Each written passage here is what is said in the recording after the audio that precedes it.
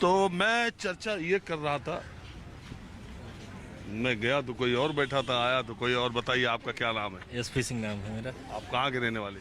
मैं वैसे प्रतापगढ़ का हूँ, लेकिन 22 साल से दिल्ली में रह रहा हूँ। प्रतापगढ़ तो बहुत चर्चा में कुंडा रहता है। हाँ। और कुंडा के भी है? हाँ, ठाकुर हूँ, वो भी राजा भैया के पड़ोसी। ओहो, कुंडा की और प्रतापगढ़ की चर्चा चले और राजा भैया का जिक्र ना हो, ऐसा तो नहीं, स्वाभाविक है वो ना। हाँ, तो खैर इस बार तो चुनाव में उनका ग्राफ कुछ कम हुआ था। कम हुआ।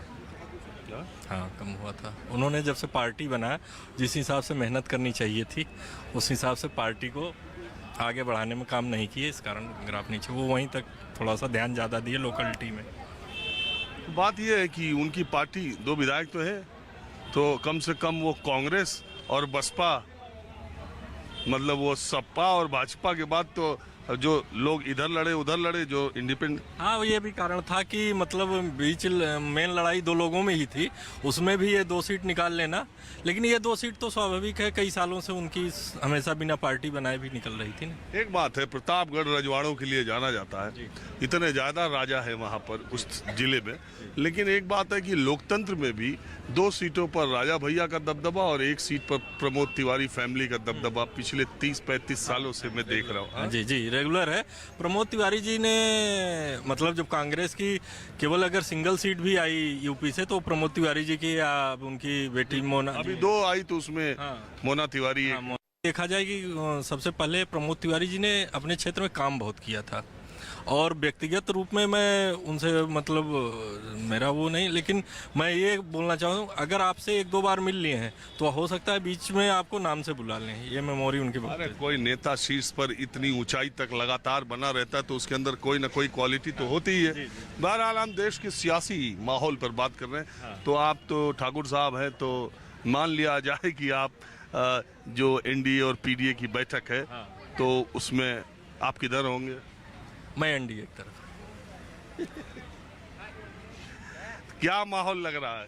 नहीं, देखिए, गवर्नमेंट तो 2024 में मोदी जी ही पीएम बनेंगे, ऐसा मतलब अभी तक कोई वो बनाना, गठबंधन लड़ना अच्छी बात है, विपक्ष भी मजबूत होना चाहिए लोकतंत्र के लिए, और बहुत जरूरी है कि अच्छा विपक्ष हो। लेकिन ये कहिए कि प्राइम मिनिस्टर की लड़ाई में तो कोई नहीं है। कोई नहीं? नहीं। सपोज टू, मैं नहीं बोल सकता कुछ। क्यों? सरकारी कर्मचारी? नहीं सरकार नहीं, बस मैं और इसके कैमरे को बताऊंगा आपको मैं।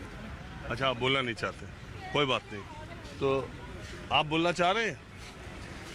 भाई जो बोलना चाहता हम उसी से बात करते। कहाँ के रहने वाले आप? गर्मी इतनी ज़्यादा, उमस है। एमपी से। एमपी गजब है? मध्य प्रदेश। अरे मैं जान रहा हूँ, मध्य प्रदेश का कोई ऐसा जिला नहीं है जहाँ मैं गया नहीं हूँ। आप बताइए किस जिले के? शिवपुरी डिस्ट्रिक्ट। ये गुना, शिवपुरी। और ये क्या ज्योतिरादित्य सिंधिया का क्या हाल है उस इलाके में? ज्योतिरादित्य सिंधिया जनाधार पूरी तरह से खो चुके हैं, इसलिए वो मोदी की पीठ पर ऐसे चढ़ गए जैसे विक्रम बेताल। देखा एक नाटक तुमने? हाँ, देखा। ज्योतिरादित्य सिंधिया चुनाव हार चुके थे, जब भी चुनाव लड़ेंगे तब चुनाव हारेंगे। गुना लोकसभा से किसी भी पार्टी से लड़ेंगे। और उनके साथ जो 25 विधायक छोड़ के आए थे, वो 25 में से 9 तो हार चुके हैं, बकाया का इस बार खेल खत्म हो जाएगा। आप कांग्रेसी हैं? मैं कांग्रेसी हूँ, ये तय है। ये बिल्कुल फैक्ट है, मैं कांग्रेसी हूँ। लेकिन ज्योतिरादित्य सिंधिया ने जो किया है वो एक लोकतंत्र के लिए, एक लोकतंत्र की हत्या की थी। तो कांग्रेसी आप कहेंगे 25 विधायक गए, ज्योतिरादित्य सिंधिया को बनाया नहीं, और उनका जनाधार था, उनके लोग चले गए कि उनके साथ न्याय नहीं हो रहा है। ये तो लोकतंत्र में जनता से चुन के आता आदमी ना। गए नहीं, उनको तो हाईजैक करके वहाँ पे जाके फिर उनको जाने क्या क्या करके, लेन देन, रुपया, भाड़ा, धमकी हमकी, ये सब करके करवाया गया। बेचारों को हाईजैक करके किया था सबके साथ ही, सभी विधायक। इस बार क्या होगा एमपी में? इस बार तो कांग्रेस की सरकार आ रही है, कमलनाथ मुख्यमंत्री बनेंगे, श्योर। जब बता ही दिया आप कांग्रेसी हैं, तो आप तो ये कह नहीं सकते कि बीजेपी जीतेगी। मैं तर्कों पे बात कर रहा हूँ, आप बिल्कुल क्वेश्चन करिए। वहाँ व्यापम घोटाला, ये मध्य प्रदेश को अब घोटालों के नाम से जाने अभी पटवारियों की भर्ती का घोटाला निकला, आप मीडिया पे देख रहा हूँ। पहले मास्टरों का कोई जगह तो इम्तहान हो ही नहीं पा रहा साफ सुथरा, हर जगह पर्चा क्या बताया जाए सरकारी नौकरी का? मध्य प्रदेश नंबर 1 है घोटालों में इस समय। व्यापम घोटाला तो इस देश का सबसे बड़ा घोटाला यहाँ दिल्ली क्या टिकट उकट चक्कर? नहीं, मैं तो पर्सनल काम से आया था। चुनाव लड़ने की तैयारी नहीं ना? नहीं, चुनाव हमारे इधर तो 6 पंचवर्षीय हो गई हैं। 30 साल से लगातार केपी सिंह विधायक हैं और 7वीं बार फिर जीतेंगे। किस पार्टी से? कांग्रेस से 6 बार के विधायक हैं।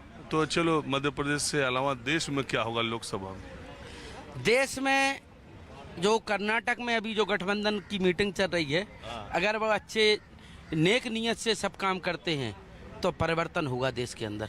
एक बात बताइए, जब मध्य प्रदेश में विधानसभा के पिछले चुनाव हुए तो कांग्रेस पार्टी को थोड़ी सीटें बीजेपी से ज्यादा मिली। उसके 3 ही महीना बाद लोकसभा के चुनाव हुए, एक छोड़कर छिंदवाड़ा सब कांग्रेस हार गई। इस बार क्या इसी तरह का लोकसभा में फिर होगा?